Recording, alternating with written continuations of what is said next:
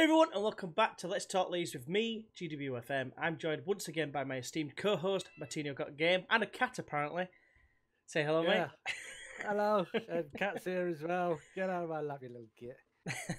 So yeah, we're going to be talking today about, we're going to start off with a review of the game against Wigan. I Wigan? forgot. I was going to say No. Forest then for a second. Then we already did that, didn't we? So We're yeah. not reliving that again. Yeah, Wigan Athletic, where we finally broke our hoodoo of going behind first and not winning. So, thankfully, we finally got over that hurdle. And then later on, we're going to have a look at the preview to the West Brom game. So, just brief thoughts on the game against Wigan.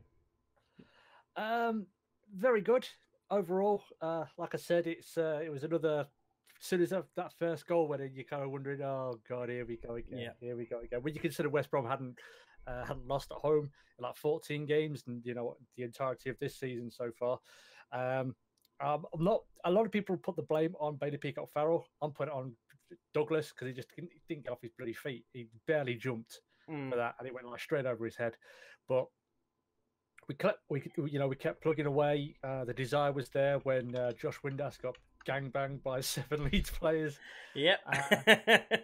And the first goal was good. We got a little bit lucky with the second goal, but Keeball put himself in the right area to capitalise on that. That little bit of confusion between the keeper and the defender.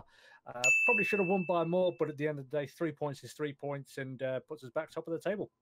It does indeed, mate. I'm kind of in agreement with you in terms of Bailey Peacock-Farrell getting a bit of the blame. A lot of people have read into like the comments from the commentator. I'm going to say it was Don Gumman. I'm not sure if it was.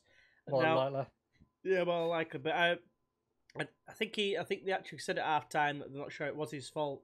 And Jimmy Floyd-Hasselbank were on. They actually said that it was about the wall, and we had like the taller players more on the inside rather than the outside. Now, he probably had a point. Why won't we have them on the outside? Because if they go over the lower players and they're on the left hand side as the free kick takers looking at it, then surely the keeper's got more chance of getting to that anyway. So I can kind of see what I was saying, but it's a very minor thing. You can't take it away from the lad. It was a good free kick. It was put in an area that was very hard to reach for any keeper. But say what you want. You got a wall there for a reason, and you cover the other side. If you go central, it could go either way. Then he's more.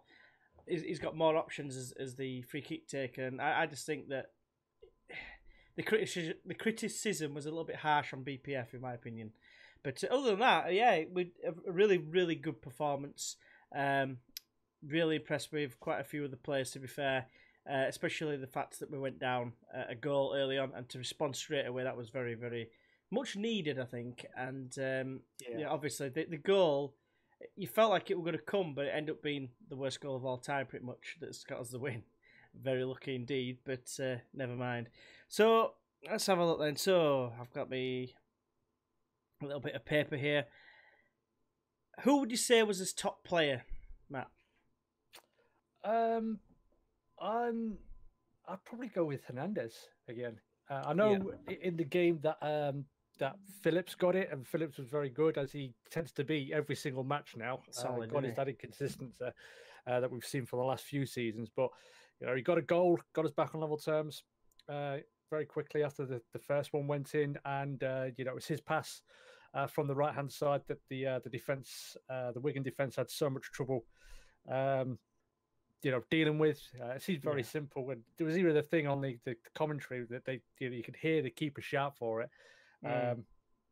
But you got to put the balls in there. It wasn't a great cross, but we got a little bit lucky. So, and he's been like that. He's got a couple of assists. A couple of games ago, I think it might have been against Ipswich.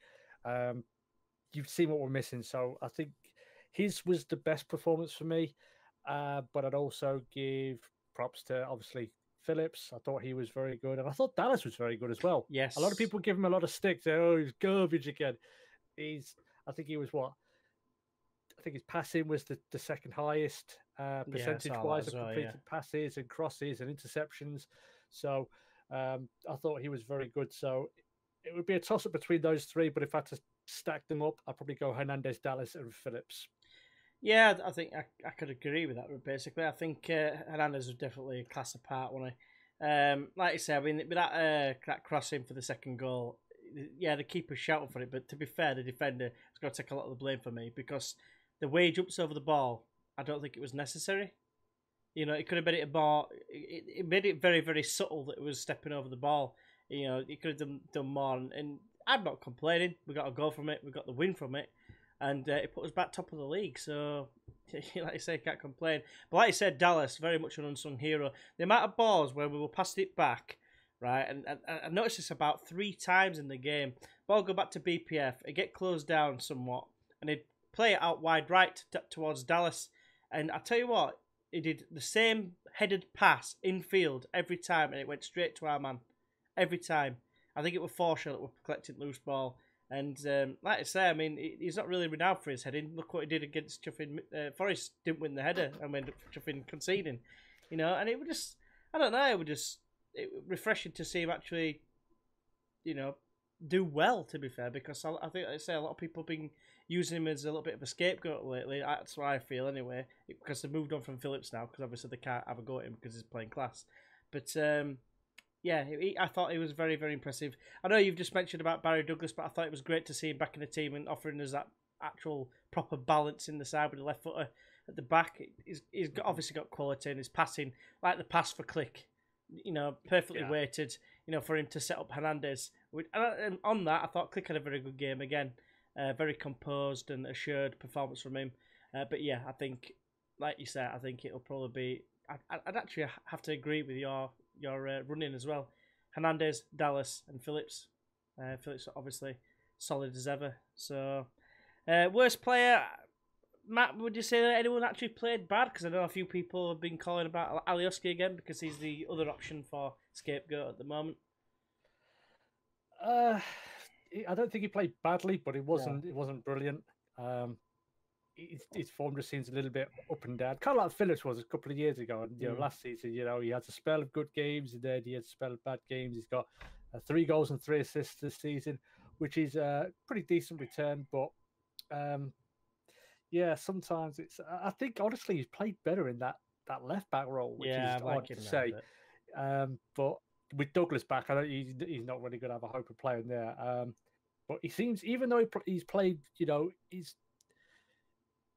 his level is a bit below par compared to some of the other players in the team who have had, you know, like times when they've been dragged off. Like Phillips, he's been very, very good all season. He's been dragged off twice this season in the first half. I know it's not always down to performance.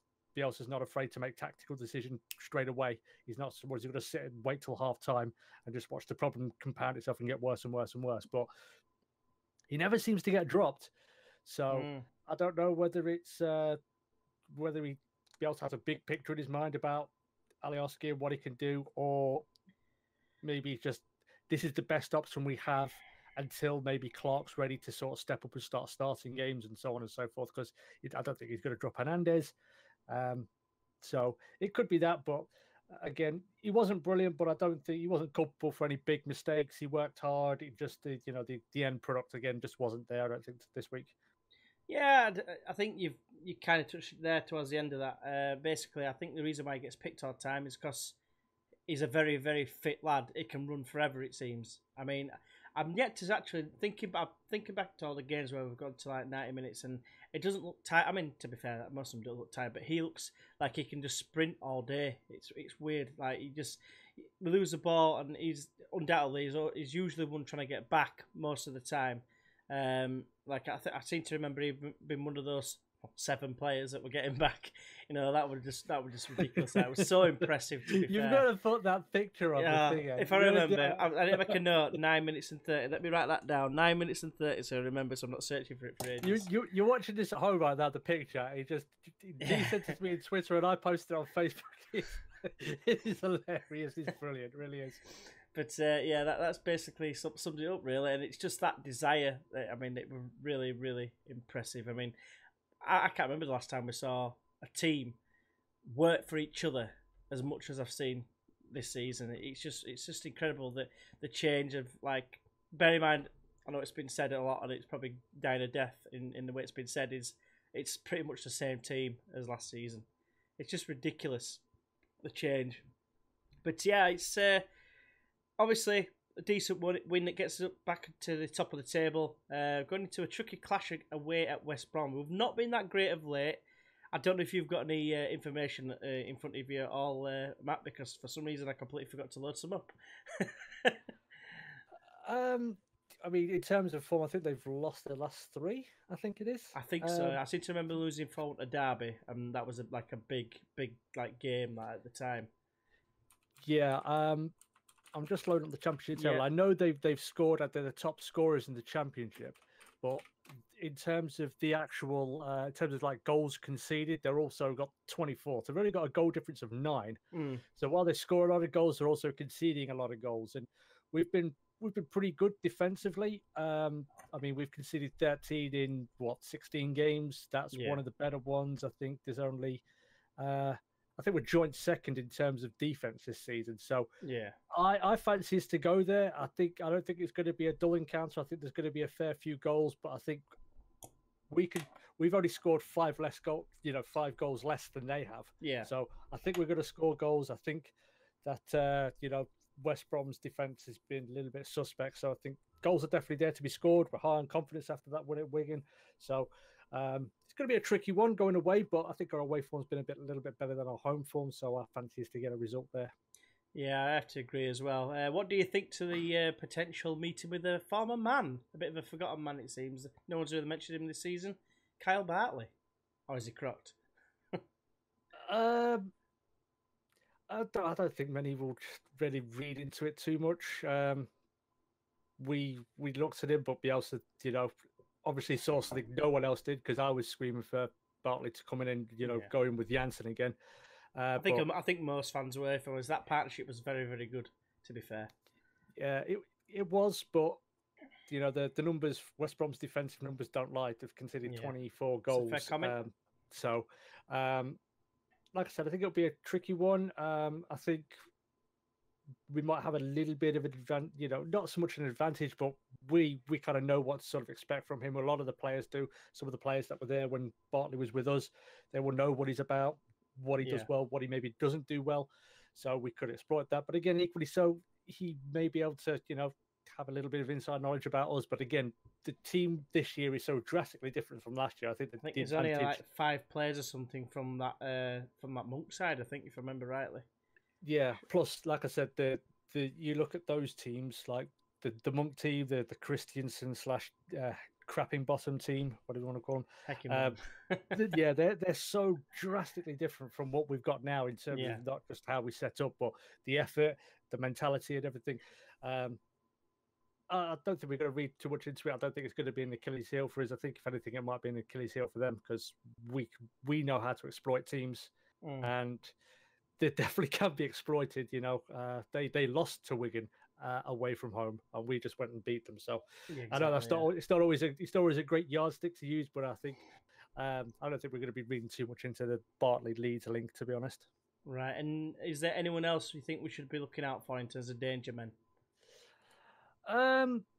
Well, obviously they've scored quite a few goals. I'm just going to take a peeky poo. One player that sticks out from what I remember used to be really, really good in the Premier League, and then he got a bad injury. That was Jay Rodriguez. I don't know if he's exactly the same now. I know he used to be pretty prolific when he was at Southampton, was it? I think it was. Yeah, Southampton. I've always rated him. I thought he was very good. I think there were a few whispers here and there. Not anything concrete, but I think there were a few whispers that we were going to be... that we were sort of maybe looking at him a little bit here and there. But, they do have, defensively they've been garbage, let's be honest. But, they've got guys like Jake Livermore. He's played with Spurs in the Premier League. Gareth Barry. Harvey Barnes as well. He's pretty good. Chris Brunt as well. He's hurt us on a few occasions. Yes, Matthew Phillips. So, I mean, going forward, they obviously... look very, very good. You've got Dwight Gale, who tore up this league. Hal Robson-Kanu had a good World Cup with was it World Cup? Euros with Euros. That was it. Yeah. Jay Rodriguez. So they've got plenty of attacking, plenty of talent going forward. But at the same time, defensively, you've got to keep it tight at both ends, and they're not doing it defensively at the moment. And I think we can definitely exploit that. But yeah, they've got some pretty big names. You know, Bartley, Kieran Gibbs, Tyrone Mears, who was supposed was he? No, sorry, I was thinking Tyrone Mings. Sorry, Craig Dawson, a player I signed the football manager quite a few times. Very good. And like I said, Livermore Phillips, Burke, Barnes from Leicester, who's highly rated. I think it's from Leicester. So yeah, it's going to be a tricky game, but like I said, I think with our energy, if we don't break them down early and we don't concede, then I think we will eventually find a way through. Yeah, I mean, just lastly on that, I think Hal Robson-Kanu is living off that Cruyff turn. That's all I'm going to say, that he took out 3 Belgian players. Yeah, that's. I don't know. I just think there's going to be goals, definitely. It reads well. Saying that, top scorers, one of the best defences. Is there going to be a lot of goals? I was trying to think that it's probably going to be like if I'm going to make a prediction, it's going to be a high scoring game. But then you usually think that it ends up 0-0, doesn't it? But yeah, we had the same thing in Middlesbrough. We went into the game with the highest attack. They were the best defense, and it just sort of cancelled each other out. So actually, before we get to the predictions, because we forgot to do this last time, the scores. So basically, George Dawes. Yeah. So basically, we did the Forest predictions, and what happened was obviously we won. No, we didn't win. We drew 1-1, and I predicted 1-0. Mike predicted 3-2, and then Matt predicted 2-1. Now, because Matt said 2-1 and Forest got a goal, I gifted it him because I'm a nice guy. So I left it all 5, 5, and 5 in terms of the score. So we've all got 5 points each. Then we made the predictions for Wigan. And what did you say that Mike said again, Matt? I can't remember what you said. Oh, no, I've got it down 3-1, you said, didn't you? And then Matt said 2-0. And I said 1-1. So I lost that one, definitely.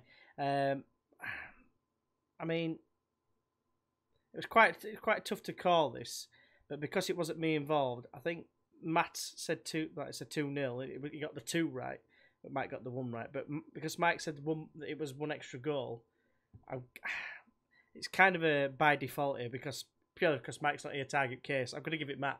So Matt's on 6 points, and me and Mike are on 5. So basically, yeah. We move on to this one. He's taking an early lead after being ahead for a while and then dropping to last. But anyway, we're going into the predictions. So what is your prediction for today's game for West Brom? Oh, this is a real tough one. Because like we said, when you come up against these games where you've got a high-scoring attacking line like West Brom's versus a stingy defence. Right. It can get... Like anything can go either way. Normally you're thinking, it's going to be a high-scoring game, and it's just a stalemate. But I don't think that's going to happen. I think we're going to win this one 3-1. I knew you were going to say that because guess who's messaged and said exactly the same score? Mike. Well, I'm here and he's not. So Mike's put 3-1. I've got it here in front of me now. I'll show the camera and you can see it. When did he say it though? If you can see that, it just now, like literally about, I don't know if you can see it. There we go. At 5 to 10 at night. It's now 10 o'clock, so 5 minutes ago. So he beats you to it, mate. Gonna change it. I don't know. He don't show up for God knows how many weeks, and then he's just poaching my scores out from under there. This is bullshit. Yeah, he's working a lot of weird hours, isn't he? 3 points if I did. He's working a lot of weird hours, bless him. So he's struggling to get on. He's working for the Chinese. He's turned traitor on us. Yeah. Right, okay. So all right, and I'll go 3-2 and just go 3-2 G up. Well, because I think he was going to go that way. I was going to say actually, yeah. I'm surprised that I'm actually going to go big for once. I'm going to say 4-2 to us. I think they'll score, and I reckon it'll go something like this. I think we'll go 2-0 up. It'll go 2-1. Then we'll go 3-1, and it'll go 3-2, and then we'll get a late goal just to finish them off 4-2. That's what I personally think. But he probably, like I said, finish up 0-0. So that's what I'm going to go for. Is there anything else that we've got to cover, mate? I can't remember now. But if there's anything else, I don't think there is there? Not in terms of any news. I do have an interesting theory potentially. All right, go on. About why we haven't seen size. Go on. Because it was in under 23s of the day. Yeah, Forshaw has started the last 2 games, and we saw, against Forest, I think size came off the bench, but we didn't this time. Maybe a little bit of a spat there. I don't think Bielsa's the one to sort of air his laundry, dirty laundry in public. No. But we know he's not scored. Size hasn't. I don't think he's scored many, if any, this season. He scored one in the League Cup, I think, against Bolton. What would he do now? But his form hasn't been that brilliant. But even before then, when his form wasn't brilliant, he was still playing games. So I don't know. Maybe there's been words said. I'm not confirming anything. I've not heard anything. But no, I disagree with you personally. I personally think that he's. I don't care if you do. I think it's a case of it's giving him a rest, because he has played a lot of football. Let's not forget. He played when like I say, he's the one that was relied upon when Hernandez and Roof were injured and stuff like that. And maybe it's just a case of he's just trying to keep him rotated a little bit. I know he's played at under 23s and whatever, but it's not the same sort of like. Demand. I know they got beat 3-1, which is a bit shit. But you could be right. But I just think he's just giving him a bit of a rest, just to, And plus, I think he wanted Forshaw team to start off with right at the beginning, because he was on about how he was the complete midfielder, and now he had a good game against Forest. He's picked him again. You can't drop him, can you? You know what I mean? I know that Saiz came on and we started being more creative against Forest, which is why it was probably a surprise that he didn't come on. But at the end of the day, we were winning. The one thing that didn't hurt me, though, we had 3 subs, we only used 1. Yeah, that was annoying. But I suppose we didn't. It proved we didn't need to. But it is what it is. So right, I think we move on to the pimpage. I believe that's a channel pimpage, nothing else. Yeah. So in fact, I don't know what he gets up to in his spare time, so it could mean anything. Yeah, with him. I'm gonna say if anyone has any maybe opinions, that's what Mike's doing. Maybe that's why Mike isn't here. Yeah, that's working all weird hours, isn't it? Yeah, working other hours, odd hours, and whatever. Yeah, let us know in the comments below if you've got any potential theories as to what's going on with Saiz, or if you just think we're just talking shite, basically. Or if you think Mike's a pimp secretly in his spare time. I like. See, just let us know if you've seen him on the street corners. Checking up on his employees. But anyway, my money, bitch. Yeah, but we'll move on to like I said, a pimpage. So go ahead, Matt, and let us know what you do on the old YouTubes. Well, mainly play racing games. I'm going to be doing Football Manager series as well for Football Manager 2019 with Billericay, which I'm looking forward to getting started on. I'm not sure when this video is going out, so I can't say, it's coming out tomorrow. This might be coming out on Thursday. So, but it's coming out on Wednesday. It'll be a Wednesday, Saturday schedule for that. And, we'll have, like I said, lots of racing content, but Football Manager is my guilty pleasure. So if you like either of those things, then come check my channel out. Yeah, and just spoilers for you, mate. I'm guessing you haven't played. Have you recorded anything just yet, Billericay? Not recorded anything, but you've seen the team and you've seen the finances, because I've heard you get a shitload of money. It's a decent amount, and I have been plotting potential signings. I've heard that you get more spending money than what Leeds do in the game. I haven't checked that actually. I might. Leeds got £1.5 million to spend on the game. I didn't get it. You didn't get that much. I just know that Ben's playing them on Twitch. I can't remember the wages, mate. I just remember the transfer budget and thinking, okay, is that it? But but anyway, yeah. Moving on. Yeah, just obviously, hopefully, you know what I do. Like I said, I've been streaming Leeds United on Twitch, usually between Wednesdays and Saturdays, maybe even Sundays. But basically, that's what I'm doing from now until the foreseeable future. I will eventually one day come back to YouTube, but the personal life with family and stuff, like young kid and whatever. Just trying to do what's right for my family first and foremost. So yeah, but I'm really enjoying it, and it's been going really well so far. So hopefully, well, by all means, check the links below. It's a link straight to Matt's channel or my Twitch channel. Give us a cheeky follow, and like I say, Wednesdays and Saturdays for me. You said, Wednesdays to Saturday, should I say?